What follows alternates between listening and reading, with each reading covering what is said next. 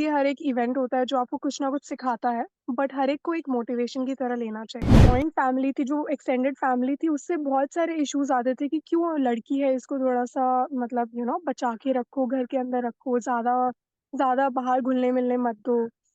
तो बट मेरे पेरेंट्स ने कभी भी ये बात मुझ तक आने नहीं दी, स्पेशली मम्मी ने। शूटिंग में आई थिंक बहुत ज़्यादा ज़रूरी है मेंटल टफनेस होनी चाहिए, आपका फ़ोकस बहुत अच्छा होना चाहिए। कोई भी स्पोर्ट में या फिर किसी भी फ़ील्ड में आपको डिसिप्लिन होना चाहिए, टैकल करना होता है बीइंग अ फीमेल। और काफ़ी हद तक चीज़ें इम्प्रूव ऐसे हुई हैं कि बहुत सारे अवेयरनेस प्रोग्राम्स लाए जा रहे हैं। हाय मनु, बहुत-बहुत स्वागत है आपका लोकमत हिंदी पर। बहुत-बहुत शुक्रिया। कैसे हो आप? अभी ट्रेनिंग वगैरह का कुछ चल रहा है अभी? ट्रेनिंग के प्रोसेस में हो? मैं बहुत अच्छी हूँ और ट्रेनिंग मैं अपने कोच की अकेडमी में कर रही हूँ, जो देहरादून में है। ओके, तो अभी किस चीज़ की प्रिपरेशन, किस चीज़ के लिए ये कैंप चल रहा है? अभी तो ओलंपिक गेम्स के लिए ही चल रहा है, डायरेक्टली वही एक मेजर एम है। Okay, okay. तो ये दूसरा ओलंपिक्स होने जा रहा है आपके लिए। जी। तो इस बार कितना कितना ज़्यादा कॉन्फिडेंट महसूस कर रही हैं पिछली बार से? क्योंकि पिछला ज़ाहिर-सी बात है आपके लिए पहला था और उस वक़्त आपका एक्सपीरियंस भी उतना नहीं था, लेकिन इस बार आप एक एक्सपीरियंस प्लेयर के तौर पर जाएँगी, तो कितना ज़्यादा कॉन्फिडेंट महसूस कर रही हैं? देखिए, कोई भी एथलीट कितना भी एक्सपीरियंस्ड हो, आई थिंक हर जगह का प्रेशर और हर जगह पे जो नर्वसनेस होती है वो रहती ही है हमेशा, और नो मैटर आपका कितना एक्सपीरियंस हो। और परफॉर्मेंस प्रेशर उतना ही बढ़ता जाता है कि लोग आपसे एक्सपेक्ट करते हैं, आप एक एस्टैब्लिश्ड प्लेयर हो, आप एक रैंक तक खेल चुके हो, और मतलब कि this is the next for you. तो आपको उसी के लिए प्रिपेयर करना है। But I am really glad कि मेरे पास जो एक्सपीरियंस है मैं उसको यूज़ कर पाऊँगी, और बस उसी के लिए प्लान कर रही हूँ अभी कि कैसे उस एक्सपीरियंस जो टोक्यो 2020 का था, उसको मैं यहाँ यूटिलाइज़ कर सकती हूँ।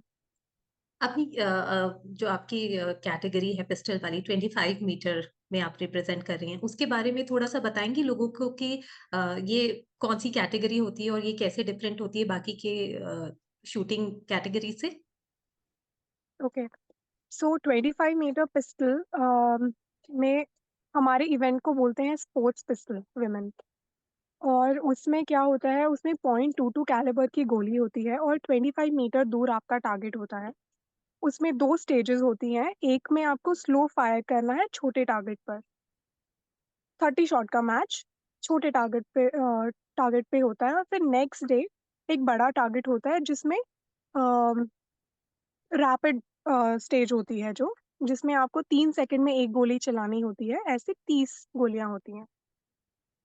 ओके, तो पूरा अ, तो मैं नहीं समझा पाऊँगी, जी, पर मैं समझ गई। Mostly it's that. हाँ जी। लेकिन आप इसके अलावा 10 मीटर के लिए भी में भी पार्टिसिपेट करते थे? हाँ या जी, 10 ओके। मीटर्स और 25 मीटर्स और मिक्स्ड डबल्स मेरे जी, इवेंट्स हैं। जी। अच्छा मनु ये बताइए कि लास्ट ईयर का जो वर्ल्ड चैंपियनशिप का गोल्ड आया है, उसके हुँ, हुँ। उसके बारे में थोड़ा-सा बताइए क्योंकि इतना बड़ा अचीवमेंट था। आपको आपकी पर्सनली उसके लिए प्रिपरेशन कैसी थी?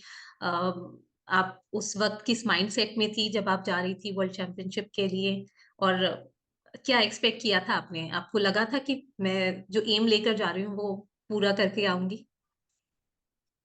एक्सपेक्टेशन तो हमेशा पॉज़िटिव ही रहती हैं कि जो डिसाइड किया है या फिर जिस चीज़ की उम्मीद है, वो हम कर पाएँगे। और कहीं न कहीं मुझे भी ये था, क्योंकि कोटा इवेंट है और सबसे बड़ा इवेंट होता है, world championship is the biggest. तो डेफ़िनेटली उम्मीद थी कि कोटा प्लेस होगा और अच्छी परफ़ॉर्मेंस रहेगी। जो भी मैंने सीखा है मैं उसको ट्राई करूँगी बेस्ट तरीके से। अम, यू नो अच्छे से परफ़ॉर्म करना और अच्छा स्कोर करके कोटा हासिल करना। ऑल्दो इंडिविजुअल्स में मेरा स्कोर इतना अच्छा नहीं रहा, it was a decent score. और बट मिक्स्ड डबल्स में सॉरी, इंडिविजुअल में I did not make it to the finals, and it was heart breaking for me कि I put in so much effort, इतना सारा मेहनत के बाद भी हम फाइनल में मैं नहीं जा पाई थी। बट टीम का हमको गोल्ड मिला था। I am really grateful for that कि हर एक मेडल आपको मोटिवेट करता है कि आपको चलते रहना है, आपको रुकना नहीं है, आपको आगे बढ़ते रहना है, मेहनत करते रहना है और फिर कोई भी इवेंट हो आप you will be able to make it. और ऐसे ही कोटा का हालाँकि पूरा हो गया था एशियन चैम्पियनशिप में, I won the quota place also. तो हर एक जर्नी होती है, हर एक इवेंट होता है जो आपको कुछ ना कुछ सिखाता है, बट हर एक को एक मोटिवेशन की तरह लेना चाहिए। आज हम जो आपसे बातचीत कर रहे हैं उसका एक ख़ास मकसद भी है कि हम इंटरनेशनल वुमेन्स डे सेलिब्रेट कर रहे हैं 8 मार्च को और उसके लिए हम बहुत सारे एस्टैब्लिश्ड जो खिलाड़ी होते हैं उनके साथ बातचीत करते हैं, तो उनमें से आपका नाम भी एक आगे आता है। शूटिंग में हम जब बात करते हैं वुमेन शूटर्स की, तो आप when you were growing up आप किनको देखकर आपको लगता था कि ये इंडियन शूटिंग का चेहरा है और मुझे इन्हीं के नक्शे कदमों पर चलना है या इनसे भी आगे जाना है? ऑनेस्टली मुझे शूटिंग में किसी के भी बारे में कुछ भी पता नहीं था और जैसे ही मैंने शुरू किया था तो मेरे कोच ने ही मुझे मेंटोर किया कि कैसे-कैसे करना है और उन्होंने मुझे अलग-अलग खिलाड़ियों के बारे में बताया जैसे जीतू राय, उस टाइम पे सबसे ज़्यादा जाने-माने शूटर थे वो हुँ। और अभी भी उनको काफ़ी रिस्पेक्टफुली हम लोग हमेशा जब भी मिलते हैं तो बहुत प्यार से बातचीत होती है। तो आई थिंक उनके बारे में मुझे मेरे कोच ने बताया था उस टाइम पे जो कोच थे। बट ऐसे किसी को एज़ अ मेंटर मानकर नहीं किया है या फिर कि इनसे अच्छा करना है या फिर इन जैसा करना है, ऐसा कभी भी नहीं हुआ। हमेशा से ये था कि अपनी मतलब मैं अपनी तरफ से करूँगी, जैसा भी होता गया बस, मुझे अपने लिए ही खेलना है। जी। मैडम आप हरियाणा से आते हैं और हरियाणा की अब तक जो छवि बनी है लोगों के बीच में वो इसी तरह की कि वहाँ पे फीमेल फीटिसाइड रेट बहुत ज़्यादा है और जब हम इंटरनेशनल वुमेन्स डे की बात करते हैं तो ऐसे में हरियाणा से निकलने वाली खिलाड़ियों को बहुत ज़्यादा सेलिब्रेट किया जाता है। अब तो हरियाणा से शायद ही मतलब एक ऐसा राज्य है जिसमें बहुत ज़्यादा एथलीट सामने आते हैं, चाहे वो कुश्ती हो, कबड्डी हो, शूटिंग हो, हर फील्ड में अम, विमेन एथलीट सामने आ रही हैं। आप when you were growing up आपके लिए कितना क्या कुछ चैलेंजेस थे या आपके मन में कुछ ऐसी चीज़ें थी कि हरियाणा की लड़कियों की जो इमेज बनी हुई है या जो एक कहते हैं ना कि जो उनके लिए बहुत ज़्यादा परेशानियाँ हैं, चैलेंजेस हैं, उसको मुझे थोड़ा-सा रॉन्ग प्रूव करके दिखाना है लोगों को? आई थिंक सबके अपने-अपने टफ स्पॉट्स होते हैं, सबकी अपनी-अपनी टफ सिचुएशंस होती हैं और जहाँ तक मेरी बात है आई थिंक अ, मैं भी मतलब जैसे पहले गाँव में थी, उसके बाद फिर मम्मा ने हमको शहर में शिफ्ट कराया धीरे-धीरे कि शहर में ज़्यादा अपॉर्च्युनिटीज़ हैं। तो हम जैसे छोटे शहर में शिफ्ट हुए थे हरियाणा में ही और फैमिली से बहुत सारी चीज़ें हालाँकि आती थी कि अपनी बेटी को क्यों आप मतलब खेलने देते हो क्योंकि मैं बचपन से ही मुझे फ्रीडम थी घर से कि खेलो, जाओ और जो जॉइंट फैमिली थी, जो एक्सटेंडेड फैमिली थी, उससे बहुत सारे इश्यूज़ आते थे कि क्यों लड़की है इसको थोड़ा-सा मतलब बचा के रखो, घर के अंदर रखो, ज़्यादा ज़्यादा बाहर घुलने-मिलने मत दो। तो बट मेरे पेरेंट्स ने कभी भी ये बात मुझ तक आने नहीं दी, स्पेशली मम्मी ने, तो कभी भी मुझे एहसास भी नहीं होने दिया कि ऐसा भी कुछ चल रहा है। और उसके अलावा ये है कि जैसे लड़कियों को बचपन से ही घर के काम वगैरह सिखा दिए जाते हैं कि आगे जाके तो शादी होगी और उसके बाद घर का काम करना है एंड ऑल। तो ऐसे ही कभी-कभी मैं जैसे मम्मी काम कराती थी मुझसे, तो एक दिन मैं ऐसे ही बैठ के रो रही थी कि मतलब मन दुखी हो गया था और मम्मी ने देखा मुझे कि कैसे मन दुखी हो गया है इसका। और जब उन्होंने रोते हुए देखा उसके बाद से उन्होंने बिल्कुल सोच लिया कि कभी भी इससे काम नहीं कराना है घर का। इसको खेलने दो, पढ़ने दो और जो करना है करने दो। तो आई थिंक जब तक पेरेंट्स स्पेशली माँ नहीं स्ट्रॉन्ग होंगे तब तक बच्चे कैसे स्ट्रॉन्ग होंगे। तो सबसे इम्पोर्टेंट स्टेप होता है पेरेंट्स की तरफ से कि आप स्ट्रॉन्ग हो तो आपका बच्चा स्ट्रॉन्ग है और स्पेशली माँ की तरफ से कि अगर माँ स्ट्रॉन्ग है तो उनकी उसकी बेटी स्ट्रॉन्ग रहेगी। तो आई थिंक ये स इश्यू अभी भी काफ़ी हद तक है बट आई थिंक लोग आगे आ रहे हैं, लोग एजुकेट हो रहे हैं, लोग समझ रहे हैं। सरकार की जो स्कीम्स हैं जैसे बेटी बचाओ बेटी पढ़ाओ या फिर बहुत सारी, उन सब में भी बढ़-चढ़ कर हिस्सा लिया जा रहा है। तो आई थिंक कहीं न कहीं कुछ तरीके का बदलाव देखने को मिल रहा है, पर अभी भी हमें बहुत लंबा जर्नी है जो कवर करना है। मनु आप बचपन की आपने बात की तो मैं जानना चाहूँगी मैंने सुना है कि आप बहुत शूटिंग में आने से पहले बहुत सारे और गेम्स ट्राई किया करती थी, बहुत ज़्यादा खेला करती थी। किन चीज़ों की तरफ स्टार्ट किया था आपने खेलना? मैंने दौड़ लगाने से ही आई थिंक सब लोग शुरू करते हैं। तो दौड़ लगाने से ही मैंने शुरू किया था एथलेटिक्स। मैं करती थी वही 100 metre, 200 metre, 400 metre, relay races और जो बचपन में जो थोड़ी बहुत मैराथन्स होती थी, मैराथन के नाम पे जितना भगाते थे, वही उससे शुरू किया था। फिर उसके बाद फिर मैंने खो-खो, कबड्डी थोड़ा-सा देखा बचपन में ही। और प्रोफ़ेशनली फिर मैंने बॉक्सिंग करना शुरू किया था, लगभग 2 साल मैंने बॉक्सिंग किया और उसके बाद काफ़ी अच्छा मेरा गेम चल रहा था, बट कोई पार्शियलिटी वग़ैरह के चलते मैंने छोड़ दिया और मैं बोर भी हो गई थी। बट पेरेंट्स ने हमेशा सपोर्ट किया, मम्मी ने हमेशा कहा कि जो करना है आप करो, कोई दिक्कत नहीं है, तुम करते रहो। तुम्हें इसमें मन नहीं लग रहा है, कोई और चीज़ कर लो। तो उसके बाद मेरा मार्शल आर्ट्स का करियर शुरू हुआ। मार्शल आर्ट्स के बाद मैंने कराटे शुरू किया। कराटे के बाद मतलब ऐसे ही चलता ही रहा। फिर शूटिंग आ गया और अब 8 साल हो गए हैं मुझे शूटिंग करते हुए प्रोफ़ेशनली, तो इंडिया के लिए खेलते हुए। शूटिंग की शुरुआत के लिए बताएँगे आप आपने क्या किया था? एकदम से कैसे शूटिंग की तरफ जुड़ना हुआ? दरअसल जब मैं शूटिंग कर रही थी तब मैं 3 चीज़ें एक साथ कर रही थी। एक तो मेरी 10th की जस्ट शुरुआत थी तो 10th के बोर्ड से।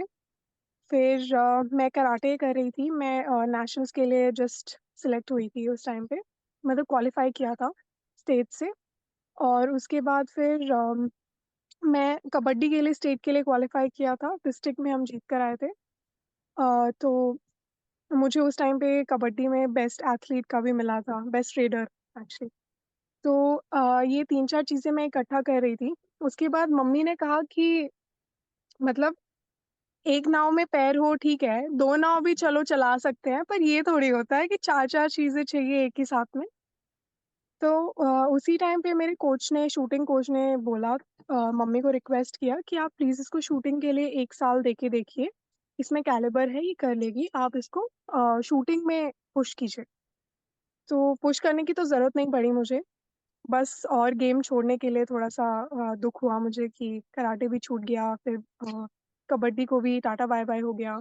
हुँ। बस फिर पढ़ाई और शूटिंग बचा, मन लगा के किया, बहुत अच्छा रहा। मैं जब आपकी मेडल टैली देखती हूँ ना, तो बहुत लंबी दिखाई देती है मुझे। World cup ISSF world cup के 2 गोल्ड नज़र आते हैं, उसके बाद और भी गोल्ड हैं आपके। अ, इतने इतने ज़्यादा गोल्ड मेडल मुझे लगता है आपने शायद ब्रोंज़ और सिल्वर तो कम जीते हैं, आपने गोल्ड पर ज़्यादा निशाना लगाया हुआ है। ये इतना ज़्यादा कंसंट्रेशन आपका इतना अच्छा होने की क्या वजह है? हाँ, मेरे ख़्याल से अगर आपका किसी चीज़ में इंटरेस्ट हो या फिर आपको कोई चीज़ पसंद हो, तो आपका फ़ोकस ऑटोमैटिकली उसके लिए डेवलप होना शुरू हो जाता है। तो मेरे केस में भी वही था, मुझे शूटिंग से काफ़ी लगाव रहा है शुरू से ही। तो मेरे लिए बहुत मुश्किल नहीं था कि मैं अपने आप को फ़ोकस्ड रखूँ, अपने आप को पुश करूँ या फिर एक गेम का जो माइंडसेट होता है वो डेवलप करूँ। मेरे लिए बहुत ईज़ी था वो शुरू से ही कि इंटरेस्ट है तो मैं मन लगाकर करती थी और कोई भी चीज़ आप मन लगाकर करो तो उसमें सफलता तो मिलती ही है। मनु मुझे शूटिंग के बारे में थोड़ा-सा बताओ कि जब हम गन पकड़ते हैं, कौन-कौन सी चीज़ें चाहिए होती हैं? हमें सिर्फ़ एक निशाना तो नहीं लगाना होता क्योंकि हमें हम दूसरे स्पोर्ट्स देखें ना तो मैदान पर जाकर पसीना बहाते दिखते हैं एथलीट, जिम करते हुए दिखते हैं, बहुत सारी चीज़ें करते हुए दिखते हैं। एक शूटर के लिए क्या चीज़ें चाहिए होती हैं, गोल तक पहुँचने अ, के लिए ख़ासकर? जो शूटिंग का माइंडसेट है लोगों में जो शूटिंग के प्रति माइंडसेट है वो इस तरीके का है कि हमें सिर्फ़ खड़े होके गोली चलानी होती है। बट कोई भी स्पोर्ट जिसमें आपको स्टिल रहना पड़ता है, बहुत शांत रहना पड़ता है, आप रिएक्ट नहीं कर सकते हो, वो उतना ही डिफ़िकल्ट होने लग जाता है एक पॉइंट के बाद। आपको अपने ऊपर बहुत अच्छा कंट्रोल होना चाहिए आपका। आपको अपने रिएक्शंस और आपका जो भी फीलिंग्स हैं, जो भी है, आपको हर एक चीज़ को कंट्रोल करके बिल्कुल कोई शो नहीं करना है कहीं पे भी। और इंजरीज़ भी बहुत सारी हैं हमारे स्पोर्ट में, जो कि लोगों को लगता है कि कुछ नहीं नहीं होता है। होती होंगी, हाँ। बट बहुत सारी बैक इंजरी, शोल्डर इंजरीज़ नी इंजरीज़, प्लांटर fascia बहुत सारी इंजरीज़ हम लोगों में भी होती हैं बिकॉज़ ओवरयूज़ इंजरी का वाला स्पोर्ट है ये। तो शूटिंग में आई थिंक बहुत ज़्यादा ज़रूरी है मेंटल टफनेस होनी चाहिए, आपका फ़ोकस बहुत अच्छा होना चाहिए। कोई भी स्पोर्ट में या फिर किसी भी फ़ील्ड में आपको डिसिप्लिन होना चाहिए, तभी आप एक पॉइंट के आगे प्रोग्रेस कर पाएँगे। और आई थिंक उसके अलावा फिर आपकी डेडिकेशन होनी चाहिए, मतलब कि आपको कुछ करना है, आपको अपने आप से ऑनेस्ट रहना है कि हम मैं कितनी मेहनत कर रहा हूँ, मुझे पता है, मुझे किसी को दिखाने की ज़रूरत नहीं है। तो आई थिंक ये चीज़ें होना होना चाहिए कि ट्रू टू योरसेल्फ, ऑनेस्टी होनी चाहिए अपने आप से और मेंटली बहुत स्ट्रॉन्ग होना चाहिए, डेडिकेशन होना चाहिए किसी भी चीज़ को लेकर, डिसिप्लिन होना चाहिए और हार्ड वर्क होना चाहिए। आपने जीतू राय की बात की कि उस वक़्त जब आपने खेलना शुरू किया था, तो वो एक नाम हुआ करते थे। हम जब शूटिंग की बात करते हैं, तो वो डिफाइनिंग मोमेंट तब था जब अभिनव बिंद्रा ने गोल्ड मेडल जीता था। जी। क्या आपने वो मतलब उस दौर की कुछ यादें हैं आपकी जब इतना बड़ा ये कामयाबी भारत के हिस्से में आई थी? आपको कुछ कुछ मेमोरीज़ हैं उसकी? आपने देखा था या आई क्या? थिंक मैं उस समय 6 साल की थी और मुझे कोई दुनिया का क्या चल रहा है, क्या नहीं, मुझे कोई समझ नहीं थी। बट जब जैसे-जैसे बड़ी होती गई, वैसे-वैसे जीके में जो क्वेश्चन्स आते थे, उसके बाद मुझे थोड़ा-सा पता लगा था कि ऐसा है। बट 6 साल के बच्चे को तो डेफ़िनेटली कोई समझ नहीं होगी इन सब चीज़ों के बारे में। अ, आप जब अपने फर्स्ट ओलंपिक के लिए गई थी, क्योंकि उससे पहले की आपकी बहुत लंबी कामयाबी रही जूनियर लेवल से ही मैं बात कर दूँ तो उसमें आपने इतनी अच्छी परफॉर्मेंस दी थी, तो ज़ाहिर-सी बात है कि जब आप फर्स्ट ओलंपिक्स के लिए जा रहे होते हैं, तो बहुत बड़ी ज़िम्मेदारी होती है और लोगों की एक्सपेक्टेशंस बहुत होती हैं। आपको लगता है कि जो ओलंपिक लेवल का एक प्लेटफ़ॉर्म होता है, उसमें एक्सपेक्टेशन इतनी ज़्यादा होती है कि कई बार खिलाड़ी प्रेशर में आकर शायद अच्छा परफॉर्म नहीं कर पाते? अम, आई थिंक ओवरवेलमिंग हो जाता है बहुत सारे लोगों के लिए। और उसको कंट्रोल करना आना चाहिए। मेरे केस में भी मुझे थोड़ा-सा लगा था कि मैं काफ़ी ज़्यादा ओवरवेल्म्ड हो गई थी।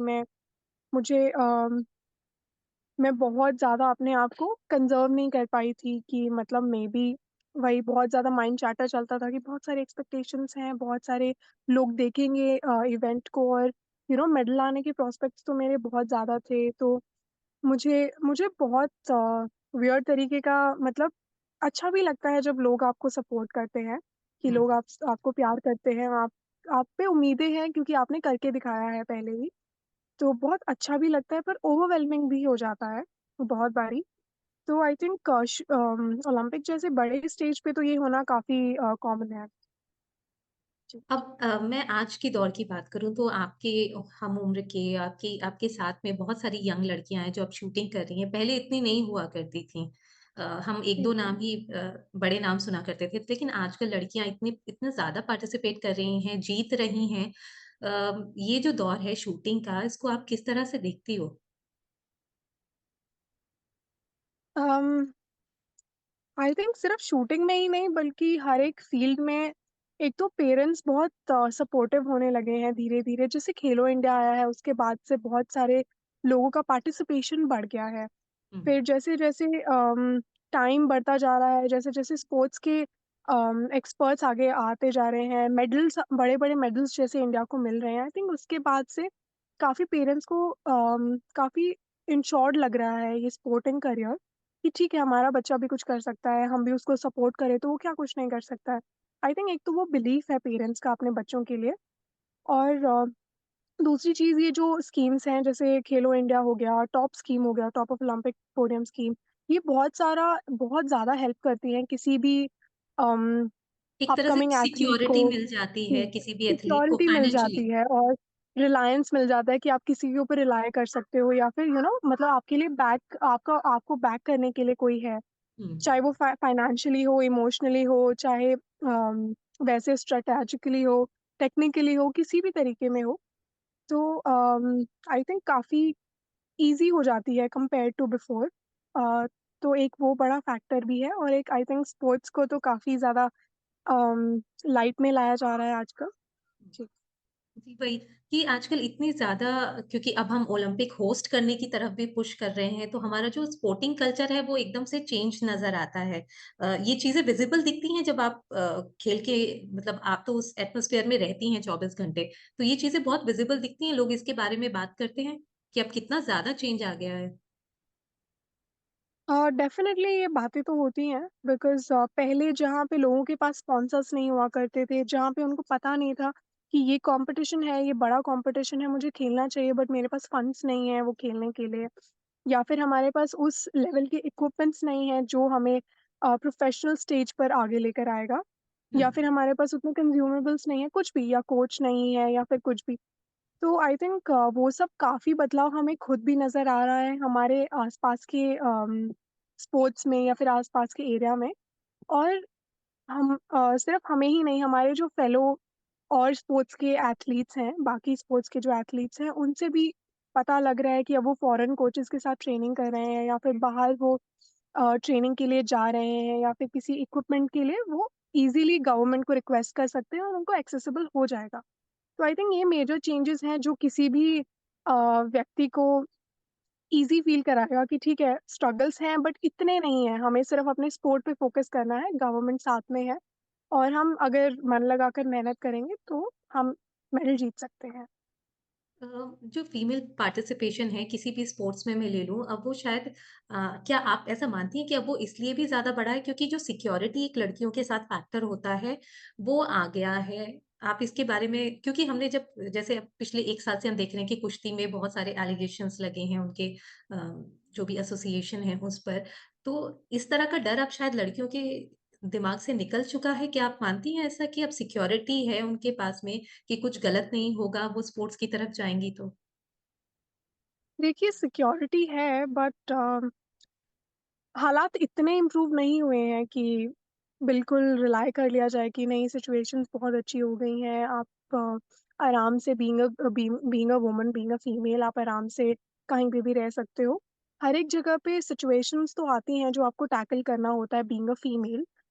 और काफ़ी हद तक चीज़ें इम्प्रूव ऐसे हुई हैं कि बहुत सारे अवेयरनेस प्रोग्राम्स लाए जा रहे हैं जैसे बहुत बहुत सारे वर्कशॉप्स होते हैं हमारे भी पर्सनली हमारे भी हमारी फेडरेशन ने बहुत सारे वर्कशॉप्स लगाए हैं कि कैसे ऑन सेक्सुअल हरासमेंट हुआ है वर्कशॉप और उसके अलावा बहुत सारे चीज़ों को लेकर वर्कशॉप्स हो रहे हैं जो डेफ़िनेटली काफ़ी सारे लोगों को जो अवेयर नहीं है, उनको भी हेल्प करता है और जो ऑलरेडी अवेयर है, उनको भी एक सेंस ऑफ सिक्योरिटी प्रोवाइड करता है कि अगर आपके साथ ऐसा कुछ होता है, तो आप रिपोर्ट कर सकते हैं और आपको डेफ़िनेटली हेल्प किया जाएगा।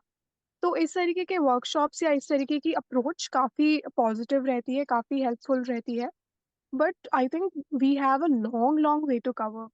सिर्फ़ इतने से नहीं होगा कुछ भी। और फीमेल्स आगे आ रही हैं उसके पीछे आई थिंक पेरेंट्स का सबसे बड़ा हाथ है, जो अपनी बेटी पे ट्रस्ट कर रहे हैं, जो उस पे इन्वेस्ट करना चाह रहे हैं। अब ये मानसिकता नहीं रह गई है कि बेटी तो पराया धन है या फिर बेटी शादी के बाद चली जाएगी, उस पे क्यों आपको इन्वेस्ट करना है। तो आई थिंक वो मानसिकता बदल रही है बिकॉज़ इक्वालिटी का कॉन्सेप्ट आ रहा है, तो काफ़ी सारे फैक्टर्स हैं जो इसमें कंट्रीब्यूट करते हैं। अब मैं मनु के बारे में जानना चाहूँगी। मनु का एक दिन पूरा कैसा रहता है? मनु की ट्रेनिंग सेशन से लेकर उसका सुबह से रात तक का दिन कैसा रहता है? ओके सो इन जनरल मेरा रहता है रूटीन कि सुबह 6 साढ़े 6 के आसपास उठना, फिर तैयार होकर फ्रेश होकर तैयार होकर फिर योगा करना और उसके बाद रेंज अराउंड 9 ओ क्लॉक मैं रेंज चली जाती हूँ और उसके बाद लगभग 4 घंटे के अराउंड मैं ट्रेनिंग करती हूँ। उसके अलावा मतलब डिपेंड करता है कोच ने क्या प्लान दिया है ऑनेस्टली। और ट्रेनिंग के बाद मैं वर्कआउट में काफ़ी रेगुलर रहती हूँ कि वर्कआउट एक ऐसी चीज़ है जो मैं नहीं छोड़ती हूँ सिंस 2019 मैं रेगुलरली कर रही हूँ। और उसके अलावा फिर इवनिंग में वही जिम के अलावा, वर्कआउट के अलावा बस थोड़ा बहुत एक्स्ट्रा हॉबीज़ को एक्सप्लोर कर लिया कि मुझे क्या करना है या फिर फैमिली के साथ टाइम स्पेंड कर लिया और फिर टाइम से सो जाना। तो ये जो एक्स्ट्रा टाइम होता है, इसमें मुझे थोड़ा-सा डिटेल्स तो बताओ आपको क्या पसंद आता है? जब शूटिंग से भी तो थोड़ा-सा खुद खुद को डिस्ट्रैक्ट करना है ना, तो रिलैक्स करने के लिए क्या चीज़ें कर रहे होते हो? जैसे मैं अभी वायलिन बजाना सीख रही हूँ और उसके अलावा मैं पज़ल्स मुझे बहुत अच्छे लगते हैं, पज़ल सॉल्व करना। उसके अलावा मुझे बुक्स पढ़ना बहुत अच्छा लगता है, अभी मैं उसेन बोल्ट की जो बुक है मैं वो पढ़ रही हूँ।